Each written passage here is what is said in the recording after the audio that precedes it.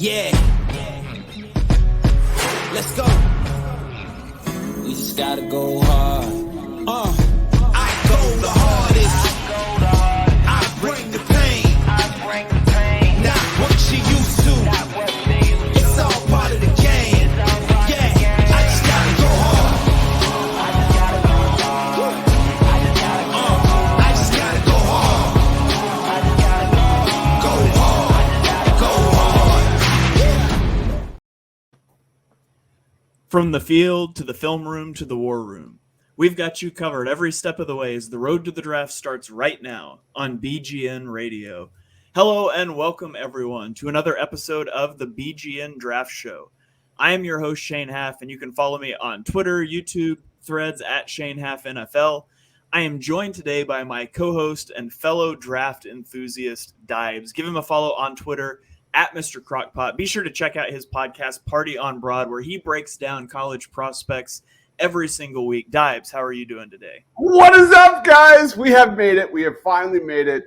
College football season is upon us. A lot of fun prospects to talk about tonight. Let's go. All right. I'm also joined by my co-host on Chalk Talk, Mark. Give him a follow on Twitter at MarkHenryJr_. Be sure to check out his Tough Cover radio show every Saturday. Mark, how are you doing today? I cannot put into words how excited I am that we're at a week that there is football being played on the weekend. Like it's been a long time. I used to pray for times like this is basically what I'm saying. I can't wait for football this weekend. I'm happy to be here to, in part talk about my favorite team and also my least favorite team in college football. So that'll be fun. I cannot wait to wake up on Saturday and have college game day on the freaking TV, man. There's nothing better. Are they in Ireland? They are going to Ireland? Wow. They're going to Dublin. That's awesome. All right. So here's how this show is going to work. Each week, each one of us is going to give you an Eagles prospect profile, a guy we think the Eagles could be interested in. Probably not many quarterbacks. But somebody that the Eagles might be interested in the draft, names that you can watch for on Saturday or Thursday or whatever day it might be. Then each of us is going to pick a player of the week in a player of the week segment, and we're going to keep score throughout the season who gets the most player of the weeks correctly. Then Mark is going to give us a lock of the week from a football gambling perspective, and we will break down the biggest game of the college football week. If you can watch one game, this is the game you should watch, and we'll tell you everything you need to know about it. So we're going to start off with our Eagles prospect profiles, and I'm going to lead us off today, and I'm going to talk about offensive tackle Blake Fisher from Notre Dame.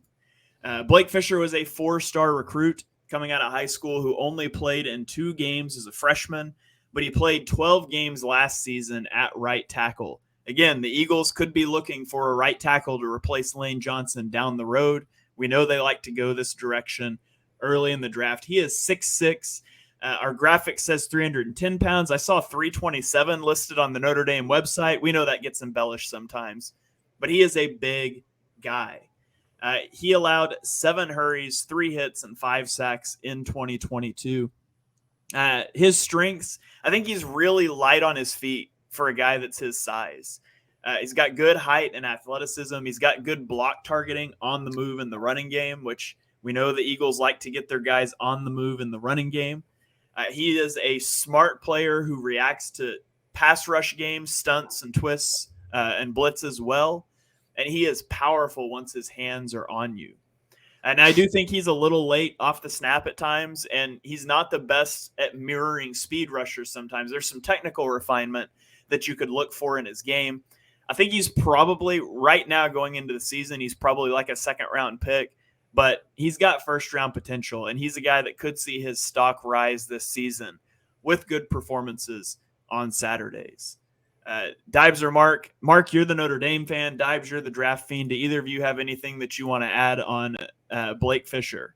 Before I'll let Dibes go deep, but I'll just kind of say from Notre Dame circles, they talk about this guy like they think he can be like a top 10, top 15 pick, down the line. Like this is a guy who they think is going to be an absolute blue chipper this year and going forward at the next level. And obviously he's across from Joe Alt, which makes your job a lot easier when you're, on a line with someone else who's generational. But the way Notre Dame people talk is, oh, we have two elite tackles. It's not Joe Alt and then a drop off to Blake Fisher. But then you go look at some draft sites and they have him, late day 2, maybe even day 3. So it's hard to get a gauge at this point exactly where value is going to be, in 15 months, 16 months.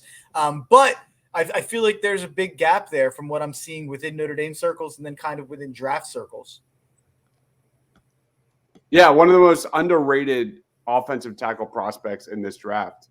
I fully agree with that assessment, Shane. First round upside for sure. And like Mark said, 2023 will dictate that. I mean, he wasn't in my top 5 offensive tackles in this class as of right now because there are some heavy hitters with a Joe Alt, with a JC Latham, with the Olu Fashanu. But, I think Blake Fisher is right there. And we'll see. And here's a fun fact. He was a higher recruit than Joe Alt in the same freaking recruiting class. So people kind of forget. People kind of have this guy in that shadow of Joe Alt, who by all means, Joe Alt's going to be a top 5 pick, most likely. He's that good of a prospect. But Blake Fisher, if he puts it all together, man, this guy could rise up the boards. Absolutely one of the more underrated prospects in the 2024 class. All right, Dibes, you throw out your guy now. Who is your Eagles prospect to keep an eye on this weekend? I went Mario Williams. We're going to go slot receiver.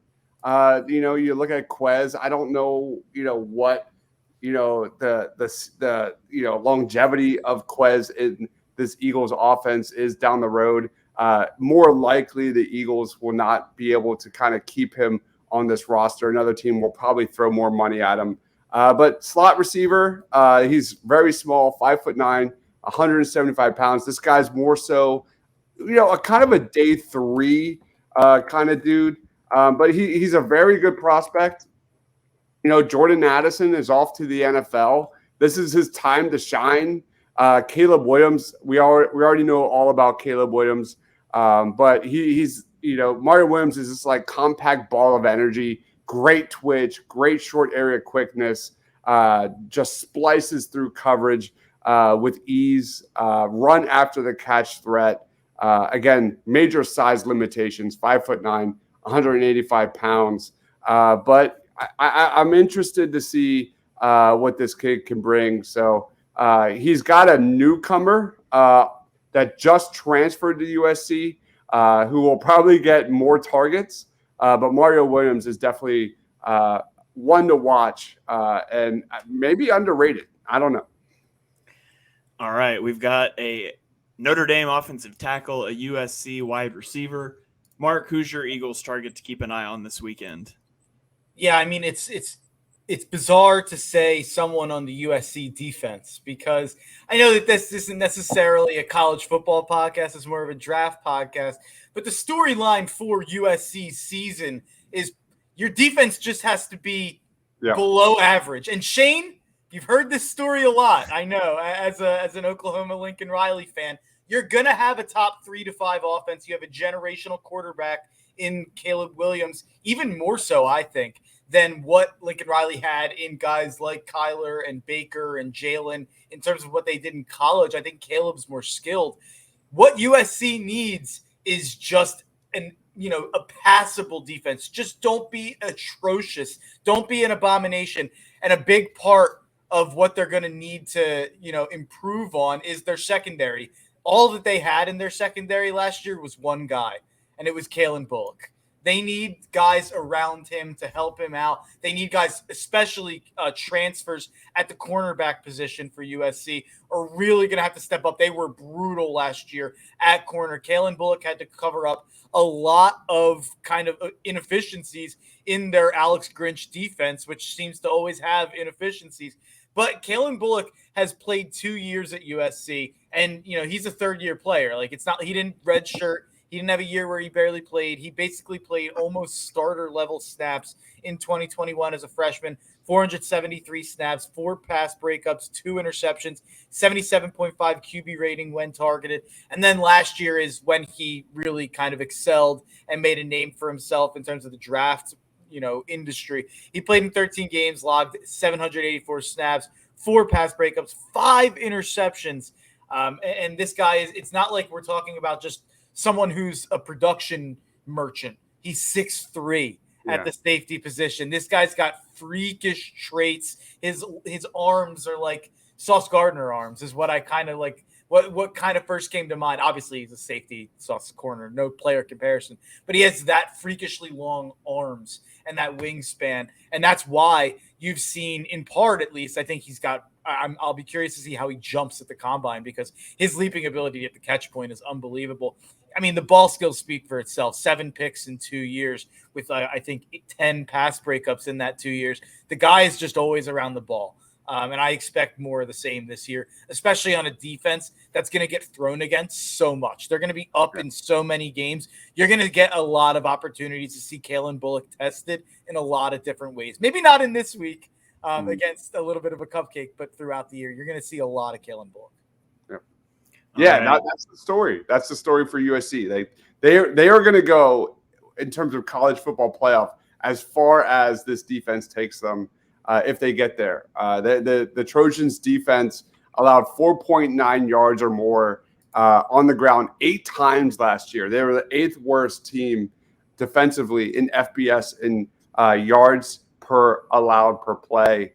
I have Kalen Bullock as a top 5 safety in this class, and it's a sneaky, really strong safety class, a group that could change depending on how 2023 plays out. Andrew Makuba out of Clemson, James Williams out of Miami, Cameron Kinchens out of Miami, Javon Bullard out of Georgia, and Kalen Bullock out of USC. And we're not even talking about a guy that's playing next Thursday for Utah and Cole Bishop that I think has oodles of upside.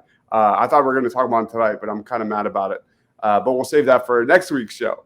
But Kalen Bullock is legit.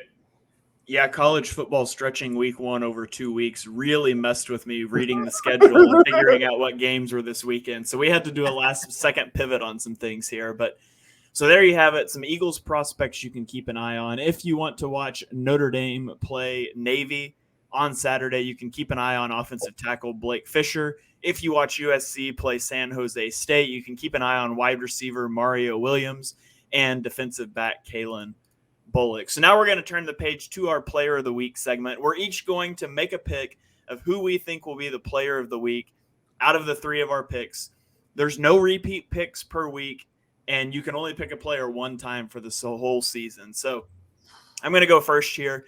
I didn't want to burn my Caleb Williams pick in week 1, especially against San Jose State when they might be up by 4 scores in the first quarter and then run the ball a lot. So I went with wide receiver Dorian Singer, who is a transfer from Arizona, where he had over 1,000 yards on 16.7 yards per reception last year. Now, this is the second year in a row USC has gotten their wide receiver 1 through the transfer portal. It was Jordan Addison last year. And how did he do in his first game? He debuted with a 2-touchdown performance for USC. So Singer was one of the best deep ball wide receivers in the country last year with 14 catches of 20-plus yards, which was 5th in the NCAA. I'm going to give Dorian Singer my Player of the Week endorsement. I think he's going to catch a couple deep balls before they get the starters out against San Jose State. So that is my pick. Dives, who is your Player of the Week pick? That's a really good one. Dorian Singer is great. Definitely one of the new best transfer players this past offseason. I'm going to go Marshawn Lloyd just because I think he might get a little more touches than Dorian Singer, who I think is a better prospect than Mario Williams by far. But I think Marshawn Lloyd should be able to carve up this defense. Marshawn Lloyd is a 5-star recruit. You know, he's had some injury issues with a torn ACL. He transferred to USC, I think from South Carolina, I believe. But he's looked really good in spring practices. He's got the ability to make defenders miss with ease. He's a playmaker. lightning quick feet in the open field. He can hurdle over you or blow by you with his speed.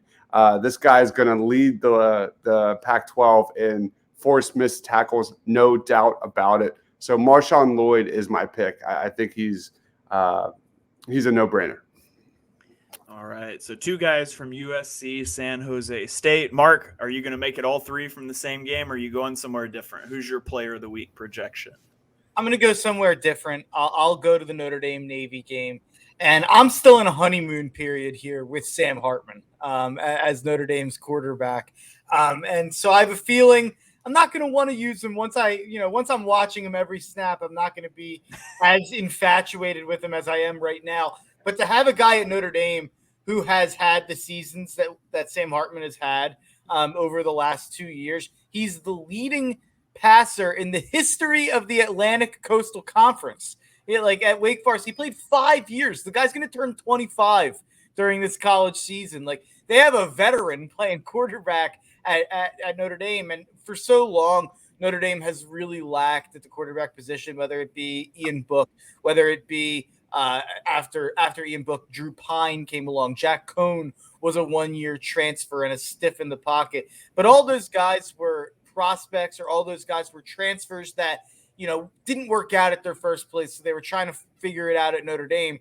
This guy is not a guy like that. He was the prized possession of the transfer portal.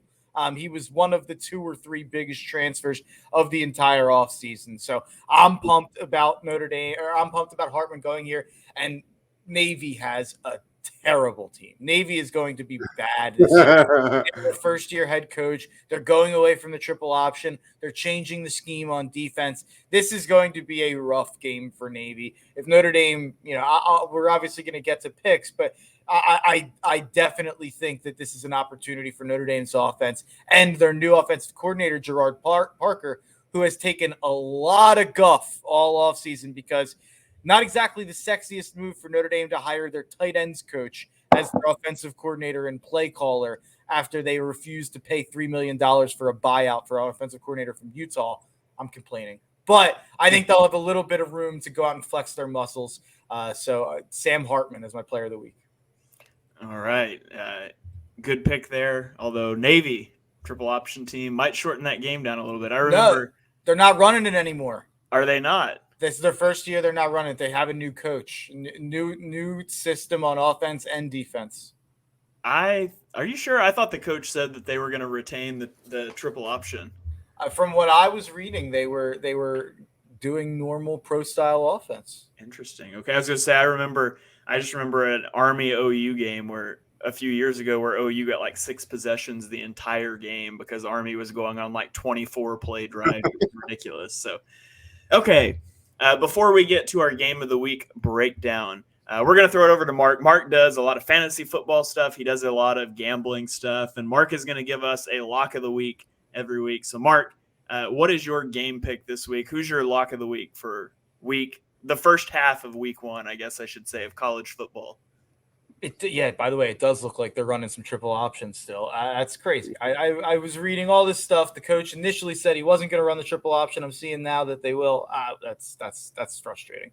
But Notre Dame, I like them minus 20.5 against Navy. And you're gonna see a lot of those numbers this week, and especially week 1, 2, 3, when these teams play against these low-level teams, and you might be scared off by it, but don't be. Last year, Notre Dame had their worst team. Navy had their, one of their better teams that they've had in a while, and it was a closer game. But before that, 34-6 Notre Dame, 52-20 Notre Dame, and 44-22 Notre Dame. And 2 of those were on the road. This one is in South Bend. This is the best quarterback they've had in a long time. They have a good amount of draft prospects. Notre Dame has an absolutely brutal schedule. I don't think it's going to be a year they compete on a national level, but I do think it's a year that they're going to be able to beat up on the bad teams in a way that they weren't last year. So I think Notre Dame absolutely lays a beat down here. I do like the over as well, but not as much now that I know about the triple. That Notre Dame schedule is brutal with, obviously Clemson. They have Duke, I think, is going to be underrated this year. Duke Ohio State is really obviously great. Yeah. They have two of my teams in my playoff in Ohio State and USC on the schedule, and then Clemson's the top 10 team as well. I think Duke's the top 25 team. I love Duke over 6.5 wins, by the way. That's a great play. It's a brutal schedule. Riley Leonard on Duke is an electric factory. Yes, right. Dude, that guy is definitely the most underrated quarterback in this class. Easy. I agree. By the way, something I thought of when you were talking about Hartman is that no one should ever say Atlantic Coast Conference because that sounds so weak compared to just like ACC.